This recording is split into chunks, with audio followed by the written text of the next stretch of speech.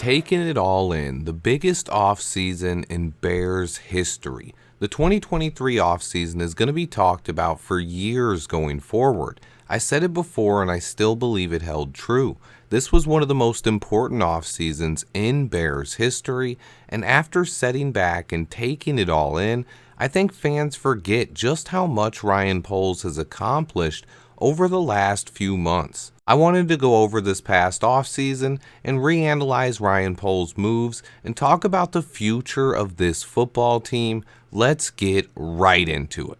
The 2023 offseason was Ryan Poles' chance to put his stamp on this roster. It all started with Lovie Smith and the Houston Texans pulling off a miracle last-second victory and helping the Bears land the number 1 overall pick for the first time in nearly 75 years. This gave Ryan Poles in the front office an incredible opportunity, but it came down to doing the right thing. I believe Ryan Poles made one of the best decisions in franchise history. People take for granted the trade he was able to pull off. He could have settled for less. He could have stayed at number 1 overall and listened to the national media guys and even taken a quarterback, or stayed there and taken Will Anderson or Jalen Carter. Instead, he chose Justin Fields. Not only that he believed in Fields, but that he needed to give him more weapons and protect him. Poles pulled off what I believe was one of the best trades in Bears history. He turned one pick into a boatload of assets. That number 1 pick is now DJ Moore, Darnell Wright, and Tyreek Stevenson that will all be supplementing the roster this season. On top of that, from that one trade, Ryan Poles will be adding 3 other future players as well, as that trade netted him the Panthers' first-round pick next year and their second-rounder in 2025. On top of that, Poles was able to flip the Panthers' 9th pick and move back one more spot and add another 4th-rounder from the Eagles in 2024 as well. So when it's all said and done, Ryan Poles will have turned that one pick into DJ Moore, Darnell Wright, Tyreek Stevenson, and at least 3 other players. DJ Moore is already a Pro Bowler. Darnell Wright and Tyreek Stevenson both look like day 1 rookie starters, and he should be able to grab 2 more starters with the other 3 picks as well.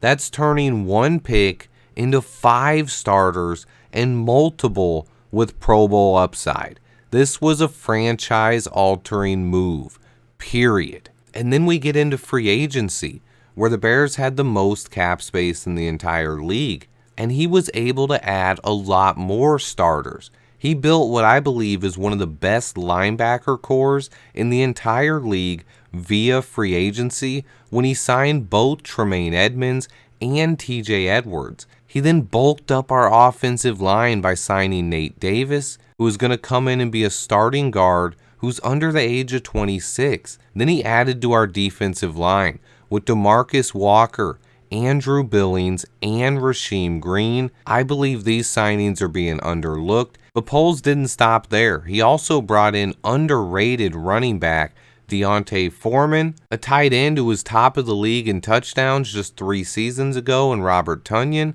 a backup quarterback with the similar skill set as Justin Fields in PJ Walker, who also has familiarity with DJ Moore. Poles also brought back Dante Pettis and Equanimeous St. Brown to further shore up the bottom part of that wide receiver room, and he brought in special teams ace linebacker Dylan Cole. All in all, it was a very solid free agency where he didn't overspend for any aging vets, and almost everyone he signed was under the age of 26. Ryan Poles then turned his attention to the NFL draft, where he brought in potentially 3 to 5 more starters.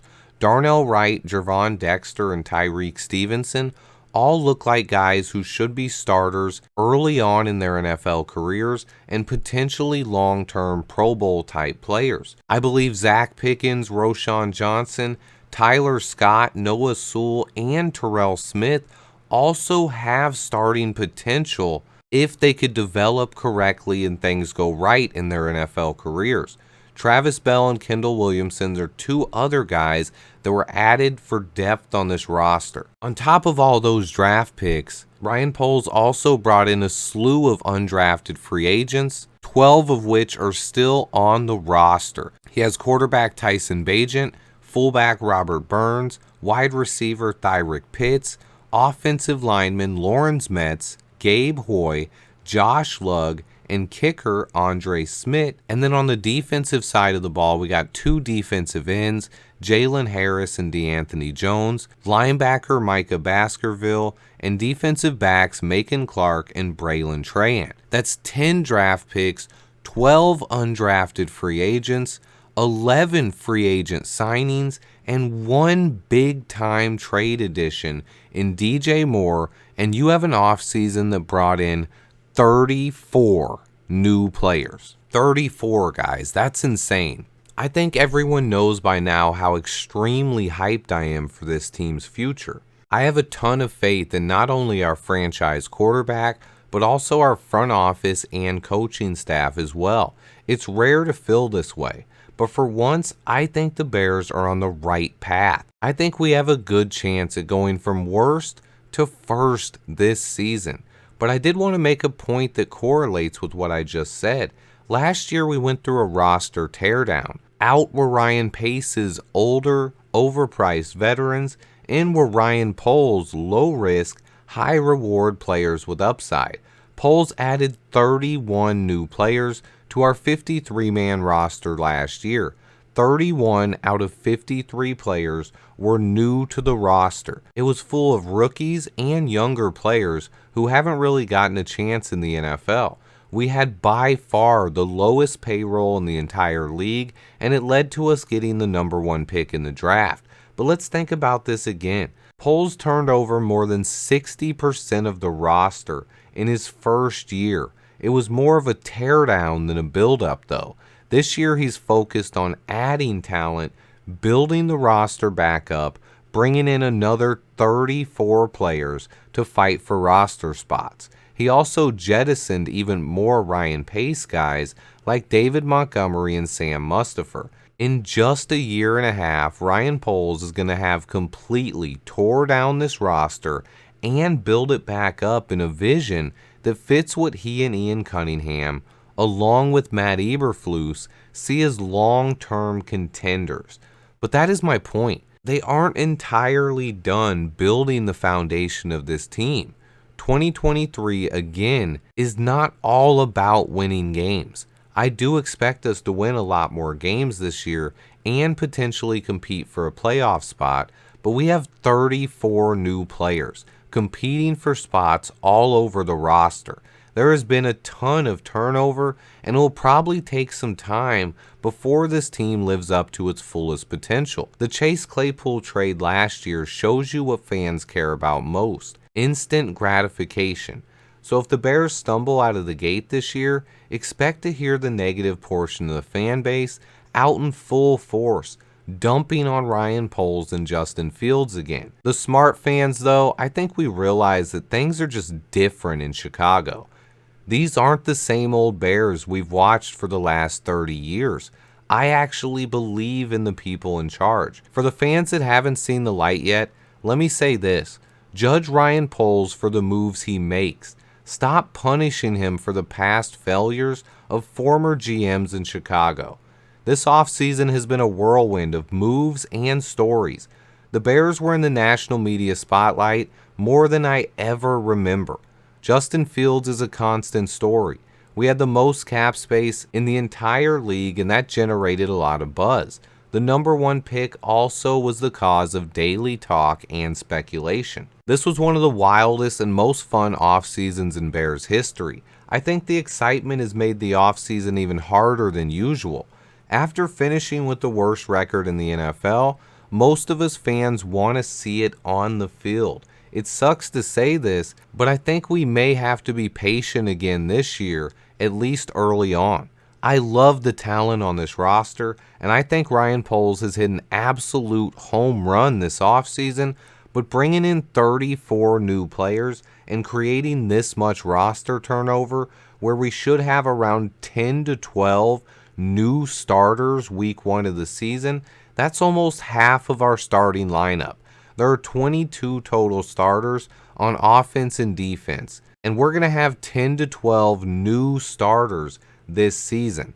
I think as hyped as I am, I'm seeing some fans getting a little too hyped. I think we have to keep our expectations in check and remember how bright the future is. We have one of the youngest rosters in the entire NFL right now, a ton of promising rookies, and a bounty of draft picks going forward to continue supplementing the roster with even more talent. This year is all about Justin Fields' development while continuing to build the foundation of the roster, one that can lead to long-term sustained success. I just want to take a moment today and look back on this past offseason and just talk about the fact that we still have a ton of roster turnover, and while I am more excited than ever, I just want fans to know there will still be some growing pains along the way. Chemistry doesn't come overnight, and it should take some time for these guys to gel, but I believe it's a new era in Chicago football. Gone are the days of bad coaches and leading the league in penalties. Matt Eberflus preaches discipline, and this team was the third least penalized team in the entire league last season, and that was Eberflus's first year. Stay tuned, guys. I couldn't be more excited for the Bears' future. I'm going to be covering it every step of the way. Please remember to hit the like button, and if you aren't a subscriber to the channel, hit that sub button and turn on those notifications so you don't miss out on upcoming videos. Stay tuned, and until next time, bear down. Yeah, we icy. We going for that ring. We about to go golf. Let's go to the swing. So, yeah.